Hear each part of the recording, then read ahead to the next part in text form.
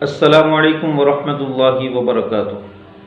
محترم سامعین و ناظرین، آج انتہائی غمگین کر دینے والی خبر ہم تمام کو موصول ہوئی ہے کہ دارالعلوم دیوبند کے شیخ الحدیث صدر المدرسین حضرت الاستاذ مفتی سعید احمد پالنپوری رحمۃ اللہ علیہ ہم تمام کے درمیان سے اپنے خالق حقیقی سے جا ملے۔ حضرت کی وفات کی خبر سن کر فرزندان دارالعلوم دیوبند، آپ کے تمام شاگرد اور آپ سے محبت کرنے والے، آپ کے متعلقین، آپ سے استفادہ حاصل کرنے والے، آپ سے استفادہ کرنے والے تمام لوگ غمگین ہیں، اور اس خبر نے آج صبح سے سب کو غم کے ماحول میں جکڑ دیا ہے۔ معتبر اطلاع کے مطابق حضرت الاستاذ کو ممبئی کے ہی ایک قبرستان جوگیشوری میں دفن کیا گیا ہے۔ دعا کریں اللہ رب العزت حضرت والا کی بار بار مغفرت فرمائیں، آپ کے درجات کو بلند فرمائیں، آپ کی علمی کاوش اور علمی خدمات کو قبول فرمائیں، اور ہم تمام کو آپ کی علمی خدمتوں کو فروغ دینے کی توفیق نصیب فرمائیں، اور آپ کے پسماندگان کو اللہ تعالیٰ صبر جمیل نصیب کرے، اور امت کو آپ کا بہتر بدلہ نصیب کرے۔ آج ہم تمام کا یہ فرض ہے کہ ہم تمام اپنی دعاؤں میں خصوصی طور پر حضرت والا کے لیے مغفرت کی دعا کریں، حضرت والا کی درجات کی بلندی کے لیے دعا کریں، اور جس قدر ہم ہو سکیں حضرت والا کے لیے ایصال ثواب کریں۔ تعلیم الاسلام کا آج 22واں درس ہے۔ بسم اللہ الرحمن الرحیم۔ دوسرا شعبہ تعلیم الارکان یا اسلامی عقائد، قرات کے چند احکام کا بیان۔ سوال: اگر فجر اور مغرب اور عشاء کی نماز اکیلے پڑھیں تو جہر کرنا یعنی آواز سے پڑھنا واجب ہے یا نہیں؟ جواب: واجب تو نہیں، مگر آواز سے پڑھنا افضل ہے۔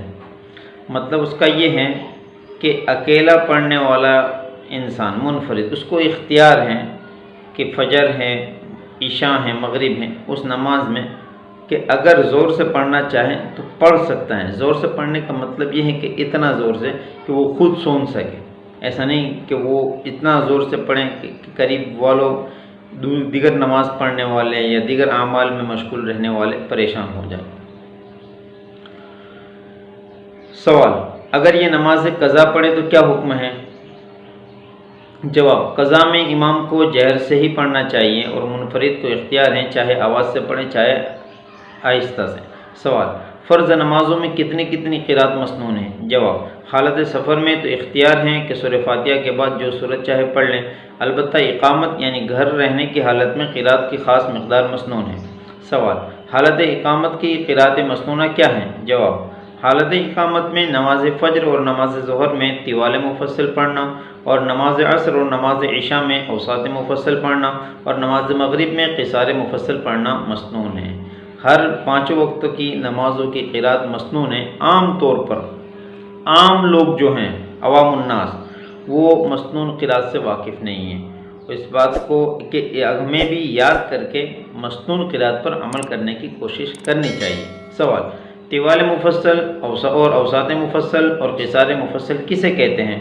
جواب: قرآن مجید کے 26ویں پارہ کی سورہ حجرات سے سورہ بروج تک صورتوں کو طوال مفصل کہتے ہیں، جس کا فجر اور ظہر میں پڑھنا کا ذکر ابھی آیا ہے، اور سورہ طارق سے سورہ لم یکن تک کی صورت کو اوساط مفصل کہتے ہیں، جس کا عصر اور عشاء کی نماز میں پڑھنے کا مسنون جو قرات پڑھنا مسنون ہے، اور سورہ اذا زلزلت سے ناس تک آخر قرآن مجید کی صورتوں کو قصار مفصل کہتے ہیں، جس کا مغرب کی نماز میں پڑھنا مسنون ہے۔ سوال: یہ قرات مسنونہ امام کے لیے ہے یا منفرد کے لیے؟ جواب: امام اور منفرد دونوں کے لیے یہ قرات مسنون ہے۔ سوال، اگر حالت اقامت میں کسی ضرورت سے قرات مسنونہ چھوڑ دیں تو کیا حکم ہے؟ یعنی سفر میں نہیں ہے، گھر پہ ہی ہیں، پھر بھی قرات چھوڑ دے تو کیا حکم ہے؟ جواب، جائز ہیں۔ سوال، کیا کسی نماز میں کوئی خاص صورت اس طرح بھی مقرر ہے کہ اس کے سوا اور دوسری صورت جائز نہ ہو؟ جواب، کسی نماز کے لیے کوئی صورت اس طرح مقرر نہیں۔ شریعت نے آسانی کے لیے ہر جگہ سے قرآن مجید پڑھنے کی اجازت دی ہے، بس اپنی نماز اپنی طرف سے مقرر کر لینا شریعت کے خلاف۔ کوئی شخص طے کر لے کہ نہیں روزانہ مغرب میں یہی صورت پڑھوں گا، عشاء میں یہی صورت پڑھوں گا، تو یہ مناسب نہیں ہے۔ سوال، فجر کی سنتوں میں قرات مسنونہ کیا ہیں؟ جواب، اکثر حضور رسول کریم صلی اللہ تعالیٰ علیہ وسلم فجر کی سنتوں کی پہلی رکعت میں قل یا ایھا الکافرون اور دوسری رکعت میں قل ھو اللہ احد پڑھتے تھے۔ سوال، نماز وتر کی مسنون قرات کیا ہے؟ جواب، پہلی رکعت میں سبح اسم ربک الاعلی اور دوسری رکعت میں قل یا ایھا الکافرون اور تیسری رکعت میں قل ھو اللہ احد پڑھنا حضور صلی اللہ تعالیٰ علیہ وسلم سے ثابت ہے۔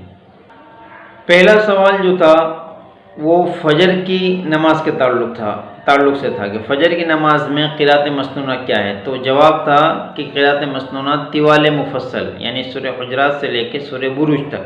اب یہ جو سوال ہے کہ فجر کی سنتوں میں قرات مسنونہ کیا ہے، تو فجر کی سنتوں میں نبی کریم صلی اللہ تعالیٰ علیہ وسلم کی عادت شریفہ یہ تھی کہ آپ پہلی رکعت میں قل یا ایھا الکافرون اور دوسری رکعت میں قل ھو اللہ احد پڑھا کرتے تھے۔ یعنی فرض نماز اور سنت دونوں کی قرات مسنون الگ ہیں۔ فجر کا معاملہ، فجر میں طوال مفصل سے پڑھنا فرض نماز میں، اور سنت میں پہلی رکعت میں قل یا ایھا الکافرون اور دوسری رکعت میں قل ھو اللہ احد پڑھنا مسنون۔ جماعت اور امامت کا بیان۔ سوال، امامت سے کیا مراد ہیں؟ جواب، امامت کے معنی سردار ہونا۔ نماز میں جو شخص ساری جماعت کا سردار ہو اور سب مقتدی اس کی تابعداری کریں اسے امام کہتے ہیں۔ سوال، جماعت کے کیا معنی ہیں؟ جواب، جماعت مل کر نماز پڑھنے کو کہتے ہیں جس میں ایک امام ہوتا ہے اور سب مقتدی ہوتے ہیں۔ سوال، جماعت فرض ہے یا واجب یا سنت؟ جواب، یہ لفظ جو آ رہے ہیں فرض، واجب، سنت، تو اس کو سمجھنے کے لیے پچھلے سبق میں یہ بات آ چکی ہے کہ فرض کسے کہتے ہیں، سنت کسے کہتے ہیں، موقدہ غیر موقدہ کسے کہتے ہیں، واجب کسے کہتے ہیں، اس طرح مستحب کسے کہتے ہیں، تو اس کو ذہن میں رکھنا ضروری ہے۔ جواب، جماعت سنت موقدہ ہیں، اس کی بہت تاکید ہے۔ بعض علماء تو اسے فرض اور بعض واجب بھی کہتے ہیں، اور اس میں شک نہیں کہ جماعت میں بہت فائدے ہیں، یعنی جماعت کے ساتھ نماز پڑھنے میں۔ سوال، جماعت سے نماز پڑھنے میں کیا کیا فائدے ہیں؟ جواب، نمبر 1، ایک نماز پر 27 نمازوں کا ثواب ملتا ہے۔ نمبر 2، پانچوں وقت مسلمانوں کا آپس میں ملنا۔ نمبر 3، اس کی وجہ سے آپس میں اتفاق اور محبت پیدا ہونا۔ نمبر 4، دوسروں کو دیکھ کر عبادت کا شوق اور رغبت پیدا ہونا۔ نمبر 5، نماز میں دل لگنا۔ نمبر 6، جماعت میں بزرگ اور نیک لوگوں کی برکت سے گنہگاروں کی نماز کا بھی قبول ہونا۔ نمبر 7، ناواقفوں کو واقف لوگوں سے مسائل پوچھنے میں آسانی ہونا۔ اس کا مطلب یہ ہے کہ جب ہم نماز جماعت سے پڑھنے کے لیے ہم بہت سے لوگوں کے ساتھ شریک ہوں گے اور مسجد میں جائیں گے تو وہاں پہ ہمیں بہت مختلف قسم کے لوگ ملیں گے، امام صاحب بھی ملیں گے، علماء بھی ملیں گے، حفاظ بھی ملیں گے، اسی طرح شریعت کو جاننے والے بھی ملیں گے۔ تو کبھی ہمارا ان سے ربط ہوگا، تمام مسلمانوں سے بار بار جماعت کے ساتھ نماز پڑھنے کا معاملہ ہوگا، امام، علماء، مؤذن اور اسی طرح حفاظ، مفتیان کرام سے ربط ہوگا، تو ہم ان سے اپنے شرعی مسائل پوچھنا ہمارے لیے آسانی ہوگا۔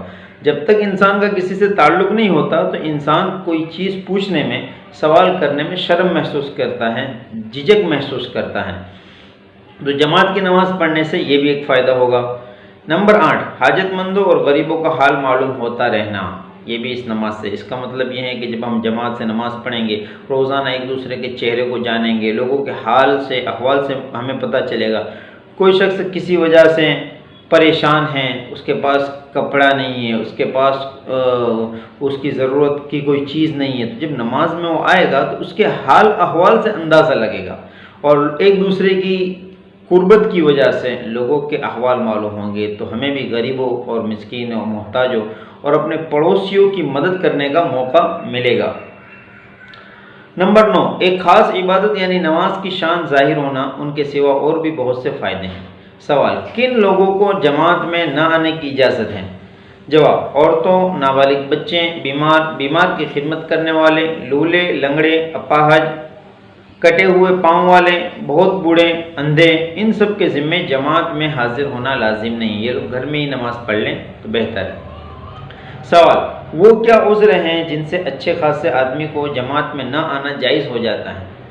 جواب: سخت بارش، راستہ میں زیادہ کیچڑ، سخت جاڑا، رات میں آندھی، سفر مثلا ریل یا جہاز کی روانگی کا وقت قریب آ جانا، پائخانہ پیشاب کی حاجت ہونا، کھانے کا اس حال میں کہ بھوک زیادہ لگی ہو سامنے آ جانا، ان عذروں سے جماعت کی حاضری کی تاکید جاتی رہتی ہے۔ یعنی یہ تمام سچویشن ہو، حالات ہوں، تو پھر جماعت کو ترک کر کے ان تمام امور میں انسان کو تمام امور کو پورا کرنا پہلے ضروری ہے۔ سوال: کن نمازوں میں جماعت سنت موقدہ یا واجب ہے؟ جواب: تمام نمازوں میں جماعت سے نماز پڑھنا سنت موقدہ ہے۔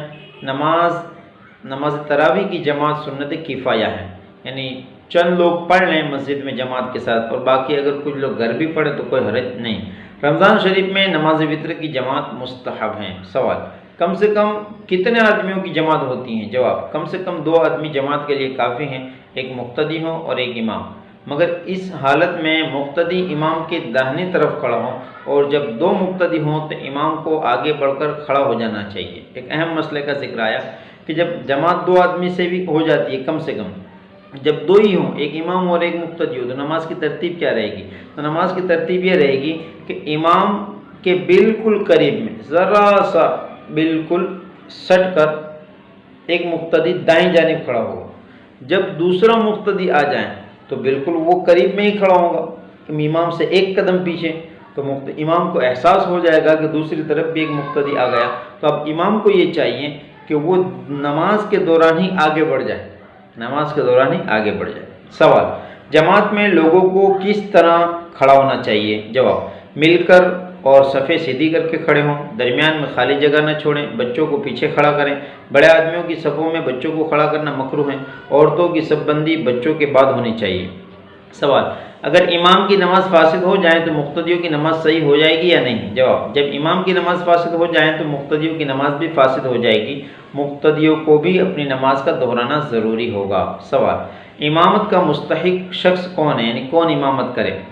جواب: اول عالم، یعنی وہ شخص جو مسائل نماز سے اچھی طرح واقف ہو، بشرطے کہ اس کے اعمال بھی اچھے ہوں، اس کے بعد جو قرآن مجید اچھا پڑھتا ہو، اس کے بعد جو زیادہ متقی پرہیزگار ہو، اس کے بعد جو زیادہ عمر والا ہو، اس کے بعد جو زیادہ خوش خلق ہو، اچھے اخلاق والا ہو اور شرافت ذاتی رکھتا ہوں، اس کے بعد جو زیادہ خوبصورت اور زیادہ صاحب وقار ہوں، اس کے بعد جو نسبی شرافت رکھتا ہو۔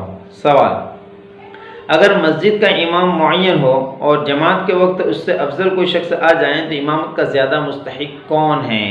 یعنی امام مسجد کا متعین طے ہیں، اب اسی مسجد میں کوئی اس سے امام سے بھی زیادہ افضل کوئی شخص آ جاتا ہے، جیسے کوئی بڑا عالم آ جاتا ہے، تو کیا اب معاملہ ہے، افضل کون ہے؟ جواب: امام معین اس اجنبی آنے والے سے زیادہ مستحق ہے، یعنی حق تو امام کا ہی ہے نماز پڑھانے کا، اگرچہ یہ اجنبی شخص امام معین سے زیادہ افضل ہو، یعنی نماز پڑھانے کا حق اور نماز پڑھانے کے مستحق امام صاحب ہی ہیں، چاہے وہ اجنبی شخص آنے والے شخص امام سے افضل ہو۔ ہاں یہ بات الگ ہے کہ امام صاحب ان کے علم کی وجہ سے، ان کے مقام و مرتبے کی وجہ سے انہیں موقع دے دے نماز پڑھانے کا، تو امام صاحب کی اجازت پر یہ بات موقوف ہے۔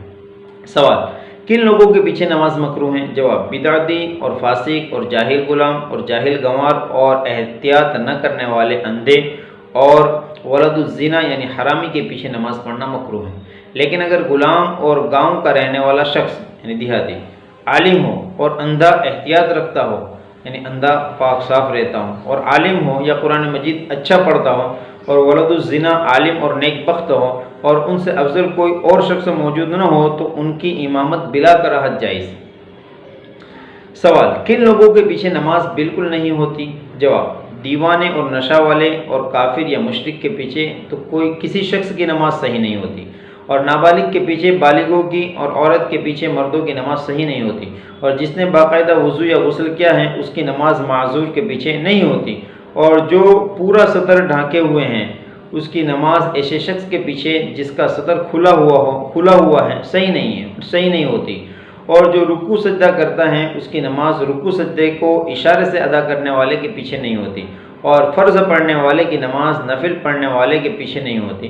اسی طرح ایک فرض مثلا ظہر پڑھنے والے کی نماز دوسرا فرض مثلا عصر پڑھنے والے کے پیچھے نہیں ہوتی۔ سوال: نابالغ لڑکے کے پیچھے تراویح جائز ہے یا نہیں؟ جواب: تراویح بھی نابالغ کے پیچھے جائز نہیں۔ ہاں، جب لڑکا 15 سال کا ہو جائے تو اگرچہ اور کوئی علامت بلوغ کی ظاہر نہ ہو، اس کے پیچھے تراویح اور فرض نماز جائز ہیں۔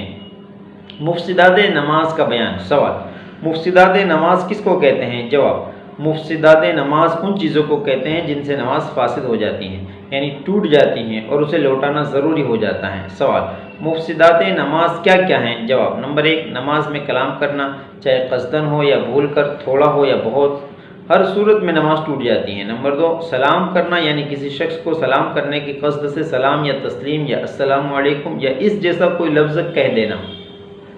نمبر 3، سلام کا جواب دینا یا چھینکنے والے کو یرحمک اللہ یا نماز سے باہر والے کسی شخص کی دعا پر آمین کہنا۔ نمبر 4، کسی بری خبر پر انا للہ و انا الیہ راجعون پڑھنا، یا کسی اچھی خبر پر الحمدللہ کہنا، یا کسی عجیب خبر پر سبحان اللہ کہنا۔ نمبر 5، درد یا رنج کی وجہ سے آہ یا اف کرنا۔ نمبر 6، اپنے امام کے سوا کسی دوسرے کو لقمہ دینا یعنی قرات بتانا۔ نمبر 7، قرآن شریف دیکھ کر پڑھنا۔ نمبر 8، قرآن مجید پڑھنے میں کوئی سخت غلطی کرنا۔ نمبر 9، عمل کثیر کرنا، یعنی کوئی ایسا کام کرنا جس سے دیکھنے والا یہ سمجھے کہ یہ شخص نماز نہیں پڑھ رہا ہے۔ بہت سے لوگ اس طرح ہوتے ہیں کہ نماز کی حالت میں انسان جسے رکعت باندھے ہوئے ہیں، اپنے ہاتھوں کو باندھے ہوئے، دونوں ہاتھ چھوڑ کر اگر کوئی حرکت کریں، داڑھی کو کھجالیں یا اور کوئی ایسا کام کریں کہ باہر سے دیکھنے والے شخص کو لگے کہ یہ نماز نہیں پڑھ رہا، یہ تو کسی اور کام میں مشغول ہے، تو اس صورت میں بھی نماز فاسد ہو جاتی ہے۔ نمبر 10، کھانا پینا قصدن ہو یا بھولے سے 2 صفوں کی مقدار کے برابر چلنا، یعنی نماز میں، یہ بھی نماز کو فاسد کر دیتا ہے۔ قبلے کی طرف سے بلا عذر سینہ پھیر لینا۔ نمبر 14، ناپاک جگہ پر سجدہ کرنا۔ نمبر 15، صدر کھل جانے کی حالت میں ایک رکن کی مقدار ٹھہرنا۔ نمبر 15، دعا میں ایسی چیز مانگنا جو آدمیوں سے مانگی جاتی ہے، مثلا یا اللہ مجھے آج 100 روپے دے دیں۔ نمبر 16، درد یا مصیبت کی وجہ سے اسی طرح رونا کہ حروف ظاہر ہو جائیں۔ نمبر 17، بالغ آدمی کا نماز میں قہقہ مار کر یا آواز سے ہنسنا۔ نمبر 18، امام سے آگے بڑھ جانا وغیرہ، یعنی کسی بھی رکن میں امام سے آگے بڑھ جانا بھی نماز کو فاسد کر دیتا ہے۔ مکروہات نماز کا بیان۔ سوال: نماز میں کتنی چیزیں مکروہ ہیں؟ جواب: صدل یعنی کپڑے کو لٹکانا، مثلا چادر سر پر ڈال کر دونوں کنارے لٹکا دینا، یا اچکن یا چوگا بغیر اس کے آستینوں میں ہاتھ ڈالے جائیں، مونڈوں پر ڈال لینا، کوئی کپڑا اس طرح ڈال دینا، چادر وغیرہ اوپر سے ڈال دیا، نہ آستین کے اندر ہیں، بس صرف جسم کے اوپر پڑا ہوا ہے، تو یہ بھی نماز میں مکروہ ہے۔ کپڑوں کو مٹی سے بچانے کے لیے ہاتھ سے روکنا یا سمیٹنا۔ نمبر 3، اپنے کپڑوں یا بدن سے کھیلنا۔ نمبر 4، معمولی کپڑوں میں جنہیں پہن کر مجمع میں جانا پسند نہیں کیا جاتا نماز پڑھنا، یعنی گندے کپڑے میں۔ نمبر 5، منہ میں روپیہ یا پیسہ یا اور کوئی ایسی چیز رکھ کر نماز پڑھنا جس کی وجہ سے قرات کرنے سے مجبور نہ ہو، اور اگر قرات سے مجبوری ہو جائے تو بالکل نماز نہ ہوگی۔ نمبر 6، سستی اور بے پرواہی کی وجہ سے ننگے سر نماز پڑھنا۔ نمبر 7، پائخانہ یا پیشاب کی حاجت ہونے کی حالت میں نماز پڑھنا۔ نمبر 8، بالوں کو سر پر جمع کر کے چوٹلا باندھنا۔ نمبر 9، کنگریوں کو ہٹانا، لیکن اگر سجدہ کرنا مشکل ہو تو ایک مرتبہ ہٹانے میں کوئی مضائقہ نہیں۔ نمبر 10، انگلیاں چٹکانا، ایک ہاتھ کی انگلیاں دوسرے ہاتھ کی انگلیوں میں ڈالنا۔ نمبر 11، کمر یا کوکھ یا کولے پر ہاتھ رکھنا۔ نمبر 12، قبلے کی طرف سے منہ پھیر کر یا صرف نگاہ سے ادھر ادھر دیکھنا۔ نمبر 13، کتے کی طرح بیٹھنا، یعنی رانیں کھڑی کر کے بیٹھنا اور رانوں کو پیٹ سے اور گھٹنوں کو سینوں سے ملا لینا اور ہاتھوں کو زمین پر رکھ لینا۔ نمبر 14، سجدے میں دونوں کلائیوں کو زمین پر بچھا لینا، مرد کے لیے مکروہ ہے۔ نمبر 15، کسی ایسے آدمی کی طرف نماز پڑھنا جو نمازی کی طرف منہ کر کیے ہوئے بیٹھا ہو۔ نمبر 16، ہاتھ یا سر کے اشارے سے سلام کا جواب دینا۔ نمبر 17، بلا عذر 4 زانوں آلٹی پالٹی مار کر بیٹھنا۔ نمبر 18، قصدن جمائی لینا یا روک سکنے کی حالت میں نہ روکنا۔ نمبر 19، آنکھوں کو بند کرنا، لیکن اگر نماز میں دل لگنے کے لیے بند کریں تو مکروہ نہیں۔ نمبر 21، امام کا نمبر 20 امام کا محراب کے اندر کھڑا ہونا، لیکن اگر قدم محراب کے باہر ہوں تو مکروہ نہیں۔ عام طور پر یہ ترتیب جمعہ میں اور تراویح کی نماز میں اس کی نوبت آتی ہے کہ جب مسجد بھر جاتی ہے تو امام صاحب محراب میں چلے جاتے ہیں، تو امام صاحب کو بھی یہ خیال کرنا چاہیے کہ پورا محراب میں نہ جائیں، بلکہ اپنے قدم کے پیر کا کچھ حصہ مسجد کے پیچھے والے حصے کی جانب جو محراب سے لگا ہوا ہے اس جانب ہونے چاہیے۔ نمبر 22 اکیلے امام کا ایک ہاتھ اونچی جگہ پر کھڑا ہونا، اور اگر اس کے ساتھ کچھ مقتدی بھی ہوں تو مکروہ نہیں۔ نمبر 23 ایسی صف کے پیچھے اکیلے کھڑا ہونا جس میں جگہ خالی ہو۔ نمبر 24 کسی جاندار کی تصویر والے کپڑے پہن کر نماز پڑھنا۔ نمبر 25 ایسی جگہ نماز پڑھنا کہ نمازی کے سر کے اوپر یا اس کے سامنے یا داہنی بائیں طرف یا سجدے کی جگہ تصویر ہو۔ نمبر 26 آیتیں یا صورتیں یا تسبیحیں انگلیوں پر شمار کرنا۔ چادر یا کوئی اور کپڑا اسی طرح لپیٹ کر نماز پڑھنا کہ جلدی سے ہاتھ نکل نہ سکے۔ نمبر 27 نماز میں انگڑائی لینا یعنی سستی اتارنا۔ نمبر 28 امامہ کے پیچ پر سجدہ کرنا۔ نمبر 29 سنت کے خلاف نماز میں کوئی کام کرنا۔ درس کو میں تھوڑا جلدی پڑھ رہا ہوں، یہ تمام کے تمام مسائل آسان ہیں، وقت بہت کم ہے اور ہمیں کتاب مکمل کرنی ہے۔ نماز وتر کا بیان۔ سوال نماز وتر واجب ہے یا سنت؟ جواب نماز وتر واجب ہے، اس کے پڑھنے کی تاکید فرض نمازوں کے برابر ہے، اور چھوٹ جائیں تو قضا پڑھنا واجب ہے، اور بلا عذر قصدن چھوڑنا بڑا گناہ ہے۔ سوال نماز وتر کی کتنی رکعتیں ہیں؟ جواب نماز وتر کی 3 رکعتیں ہیں، 2 رکعتیں پڑھ کر قاعدہ کیا جاتا ہے اور تحیات پڑھ کر کھڑے ہو جاتے ہیں، پھر 1 رکعت پڑھ کر قاعدہ کرتے ہیں اور تحیات و درود شریف اور دعا پڑھ کر سلام پھیرتے ہیں۔